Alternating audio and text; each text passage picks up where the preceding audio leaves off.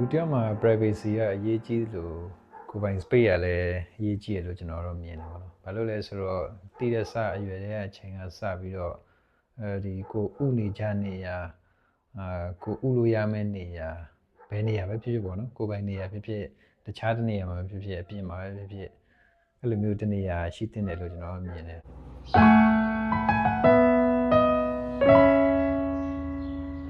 အလုပ်တွေလုပ်လိုက်လဲအတူတူပဲကိုယ်ပိုင် space လေးပေါ့နော်ကိုယ်ပိုင် space လေးရှိလို့ရှင်တော့ပိုကောင်းတာပေါ့ကိုယ်ပိုင် space မရှိလို့မလုပ်ရဘူးလားဆိုတော့လည်းမဟုတ်ပါဘူးကိုယ်ပိုင် space မရှိဘဲနဲ့ဒီလိုပဲကျုံသူလုပ်ရင်းနဲ့အောင်မြင်နေတဲ့လူတွေလုပ်ဖြစ်နေတဲ့လူတွေလည်းအများကြီးပါကျွန်တော်ကတော့အခုကိုယ်ပိုင် space လေးစပြီးတော့ကောင်းတိုင်းဖော်နေပေါ့နော်အလုပ်ခန်းလေးပေါ့ရုံခန်းလို့တော့မပြောလို့ပါဘူးအလုပ်ခန်းလေးလိုပဲပြောမှာပေါ့နော်ကျွန်တော်ရဲ့မိလေးတူတူအလုပ်တဲ့အလုပ်ခန်းလေးပေါ့ကျွန်တော်ကတော့ Vantage style ကိုကြိုက်တဲ့အတွက်ကြောင့်မလို့ဒီ Vantage ဆန်ဖန်တီးမယ် cozy vibe ကိုကြိုက်တဲ့အတွက်ကြောင့်မလို့အဲ့လိုမျိုးလေးပုံစံဖန်တီးမယ်ဆိုပြီးတော့ကိုတက်နိုင်တော့အဲ့လိုဒီပစ္စည်းလေးပေါ့နော်စူရင်းနဲ့ပြင်တော့ပြင်ဆင်နေဒါပေမဲ့ပြင်ဆင်ရမှာတွေကတော့အများကြီးကြံနေရပေါ့နော်အဲ့ဒါလေးကျွန်တော်ပြမယ်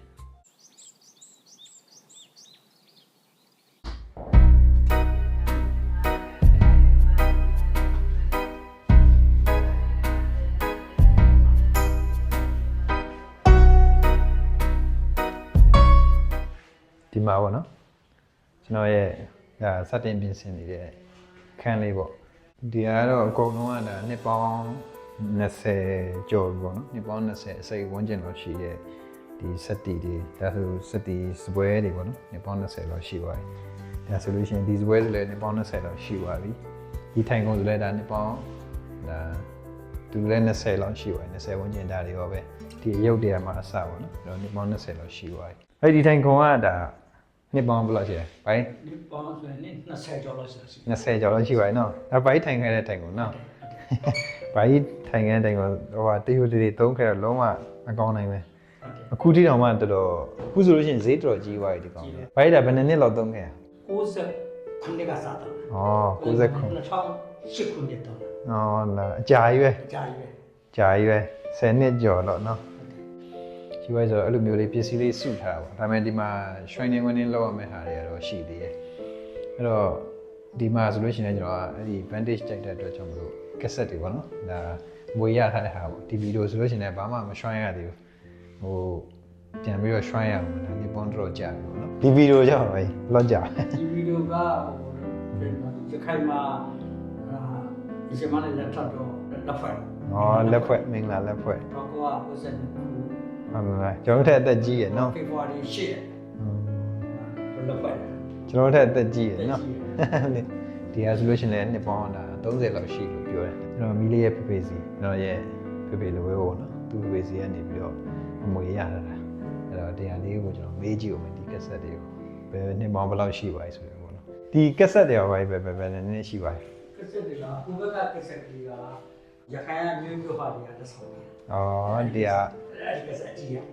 ဒီကရခိုင်ရဲဆိုနှစ်ပေါင်း30ကိုကျော်သွားပြီနော်အဲ့ရှိပါဟုတ်တယ်90နှစ်ဆိုနှစ်ပေါင်း30ကျော်ဒီကောင်ကဒီကောင်ကဟုတ်စား90နဲ့နှစ်3ပတ်ချာ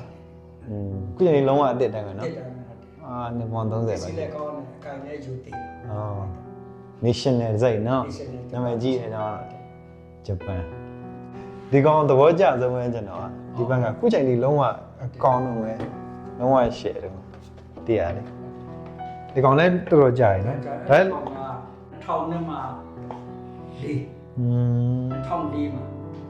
20ကျော်ကြာရော2014နဲ့2 camera ဒါတစ်စိတ်ကောင်းမယ်နော်ဒီကောင်လေးအကုန်လုံးကအကောင်းတိုင်းပဲဖွင့်လို့ရတယ်တက်ခွေရှိလို့ရှိရင်ဖွင့်လို့ရတယ်တက်ခွေကတော့ရှိရရင်တော့အခုတော့ပြန်ရှာရအောင်ပါနောက်နေ့ကျရင်တော့ဝယ်မယ်လို့တော့အမှန်ထားတယ်ဒီမှာမန်ဒီမှာရောင်းတဲ့ဆိုင်တော့ရှိရပါတော့ဒီကနေဆိုလို့ရှိရင်ဒါကက်ဆက်တွေဒါဟုတ်စားဒါတွေတော့ပိုးရှိတော့စာအုပ်တွေရောအခုကျွန်တော်ဖတ်နေတဲ့စာအုပ်တွေရောပေါ့နော်ဒီစာအုပ်ဆိုရှင်မော်ထင်းမြို့ပုံပြီးဆိုတာအင်္ဂလိပ်မင်းလက်ထက်ကအုပ်ချုပ်ရေးအကြောင်းတွေရေးထားတာအဲ့တော့အင်္ဂလိပ်မင်းအုပ်ချုပ်တာစနစ်ကြတာကောင်းတာရှိတယ်လို့အဲ့ဒီမှာပြောကဟာဘုတ်ကလေးလေးရှိတာစိုင်းဆရာသူမြို့ပိုင်ကြီးထမ်းဆောင်တော့ကြုံရတဲ့အုပ်ချုပ်ရေးအတွေ့အကြုံတွေသဘောကျထုတ်ပေါ်ရေးထားတာ ကျွန်တော်တော့ကိုဖတ်နိုင်တယ်လို့ဖတ်တာပေါ့နော်ဟိုလိုမျိုးအများနဲ့ဖတ်နေတာလည်းတော့မဟုတ်ဘူးကိုဟိုဝေးတစ်ခါဆိုတော့ဥမာ2လ3လတစ်ခါတော့တော့ဦးတော့ဖတ်တယ်အဲလိုမျိုးပေါ့အများနဲ့လည်းဖတ်မဖြစ်နေဘူးစာအုပ်ကဒါပေမဲ့ဒီစာအုပ်တွေကတော့အကုန်လုံးဖတ်ပြီးသားစာအုပ်တွေပေါ့မဖတ်သေးတဲ့စာအုပ်တွေလည်းရှိသေးတယ်ပဲခန်းထဲမှာဒီမှာဆိုရင်လည်းကျွန်တော်ဒါပကြီးဆွဲရပါတော့ပကြီးဆွဲရတရားဆိုလို့ရှိရင်ပကြီးဆွဲတာ2023တော့ပကြီးတို့ဆွဲဖြစ်တယ်အခု2နှစ်လောက်ရှိပါပြီပေါ့နော်ပကြီးမဆွဲဖြစ်တာနောက်ပိုင်းကျတော့ပြန်ဆွဲဖို့ရှိရကျွန်တော်အခုဒီချာကိုခန်းလေးနဲ့ကိုဆိုတော့ကျွန်တော်ပကြီးရလည်းကျွန်တော်က landscape ပုံတွေဆွဲတာများတယ် landscape ပုံတို့အပင်ပုံတို့အဲလိုပကြီးဆွဲတာတရားထိုင်နေတယ်လို့ပဲပေါ့နော် meditation လုပ်နေတယ်လို့ပဲတကူတည်းပဲ focus လုပ်ထားတယ်အတက်မှာပဲဘယ်လိုပြောမလဲအာရုံစူးစိုက်ပြီးတော့ကျန်တာဘာမှကိုမတွေးမိတော့စိတ်ညစ်တာလည်းမရှိဘူး stress လည်းမရှိဘူး pressure လည်းမရှိဘူးဒီထဲမှာတရားဆွဲမယ်ဆိုဒီထဲမှာဆွဲလိုက်ပြီးရင်ပြန်ကြည့်လိုက်ကျေနပ်လိုက်ကိုဆွဲတာလေးကိုအဲ့လိုမျိုးပေါ့ feeling တွေ pressure တွေကပကြီးဆွဲလို့ရှိရင်အမြဲတမ်းကောင်းတယ်အဲကြောင့်မလို့ပကြီးဆွဲတာလည်းကျွန်တော်ကြိုက်တယ်တစ်ခါကျရင်ပကြီးဆွဲတယ်ဂီတာလည်းတစ်ခါကျရင်တီးရပေါ့နော်ဂီတာကတော့အခုအိမ်မှာကြံခဲ့တော့ဟိုရှမ်းပြည်အိမ်မှာဆိုတော့မတီးဖြစ်တာတော့တော်တော်ကြာနေဒါပေမဲ့ပကြီးလည်းပြန်ဆွဲရမယ်အလုပ်ကတော့ဒီမှာလုပ်တာပေါ့ကျွန်တော်ဒီလို space လေးရှိတော့ focus လည်းအလုပ်လုပ်တဲ့အချိန်မှာ focus လေးပို့ပြီးတော့မိတယ်ပို့ပြီးတော့လည်းတနေ့ productive ဖြစ်တယ်ပေါ့နော်အလုပ်လုပ်ရတဲ့အချိန်မှာဒီပဲဟိုဟာရှိသေးတယ်ဘာလို့ဒီမှာဆင်ဖို့နောက်ကျရင်တော့ဘောင်သွင်းပြီးတော့လေဒီဟာကျွန်တော်ဟိုသူများတွေဘောင်သွင်းလို့ဘောင်သွင်းပြီးတော့ဒီကောင်တားရှာပါဝိုက်ဒီရှေးပတ်စံနေကြက်ပြားလေးတွေကဒါဆိုရင်တော်တော်ကြာရပါတော့ဒီမှာလေးပြားပြားဒီတော့ကလေးဘွားတော့ရတယ်ငါမှုစီကိုဆယ်သားစီကိုဒါလေးကငါမှုစီဒါတရားဝင်ကိုကြည့်ပေါ့ငယ်တော့ကလေးဘွားတော့မဟုတ်အမေမိုးပြလိုက်စားရလက်ကကာရင်ပြီးတော့ကြောက်တယ်ပတ်စံတော့ပြည့်တယ်နဲ့သူ့ဒီကောင်လေးဆိုကျွန်တော်တို့ဒီဟာတော့မှီတယ်ဒီပတ်စံတွေကတော့ဟုတ်တယ်ဒါဒီဘက်ခင်မှာဒီခေတ်ဒါ30ဒီကတော့မှီဒီဥစ္စာတော့မမှီတော့ဒါရှိကဒီနောက်ပိုင်းတော့ online ကောင်စီခင်မှာပြတ်တော့မှတ်တယ်ဒီ30တော့မှီတယ်15ကျပ်မှီတယ်ဘိုင်ကိုခေါင်းဒီငယ်ဘွားဒီပတ်စံတွေလည်းတုံးခဲ့ရတာဒါဒီမှတ်ရဒါဘွန်သွင်းပြီးတော့လေပြန်ပြီးတော့ထည့်ထားအောင်နောက်ပြန်ဒီမှာချိတ်ရအောင်ဒီကောင်ဆို90ပြားဆိုလုံးဝအသေးချက်ချော့တိတ်ချက်ချော့ဟုတ်တယ်ဟိုဟာအဲ့ဒါကဘုံမျိုးတွေကမေးပြောက်ကအမွေငါရောက်တယ်ကျောင်းတော့သူတို့ကအကျွေလေးတွေလို့တော့သူစုထားတော့အဲ့ဒါနဲ့တရက်သွားကတော့ငါမျိုးကိုပြေးကြဘာမှမရှိဘူးရောက်လို့ဆိုပြီးတော့ထုတ်လိုက်ပြီးပြေးလိုက်အဲ့ဒါမျိုးတာနဲ့စုရင်မတုံးပြဘူးဒီကွာCentral Bank ကထုတ်ထားရဆိုတော့ဒီကတအုပ်လုံးမှ90ကျပ်တအုပ်လုံးက90တရက်ကို90ကျန်90ပဲခုဆိုတော့ချိုးချင်းလုံးတော်မရတော့ဘာမှမရတအုပ်လုံးပြတာကိုမရဘူးဘိုင်းစီကအမွေရထားတဲ့ဟာနေတော့လုတ်ခန်းလေးကိုဆင်လိုက်တော့ကောင်းကစက်ဒီဟာချလိုက်တော့တော်တော်မိုက်ပါတယ်ဒါကတော့ကျွန်တော်ဒါရန်ကုန်မှာနေတော့2016လောက်တော့ဖြစ်မယ်ရန်ကုန်မှာနေခဲ့တော့ကဒါဒီဟိုပါပေါ့နော်ဒီခွင်လန်းအလုပ်ကိန်းခွင်လန်းကြံနေအဲ့ဒီမှာ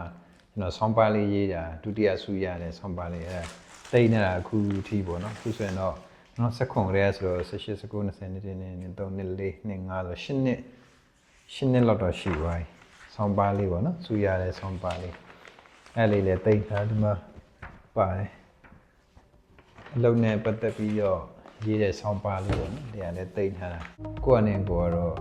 အလုပ်လုပ်ရတဲ့ခါပဲဖြစ်ဒီထဲမှာလာထိုင်ရတဲ့ခါပဲဖြစ် vibe လေးတစ်ခုရတယ်ပေါ့နော်ဟို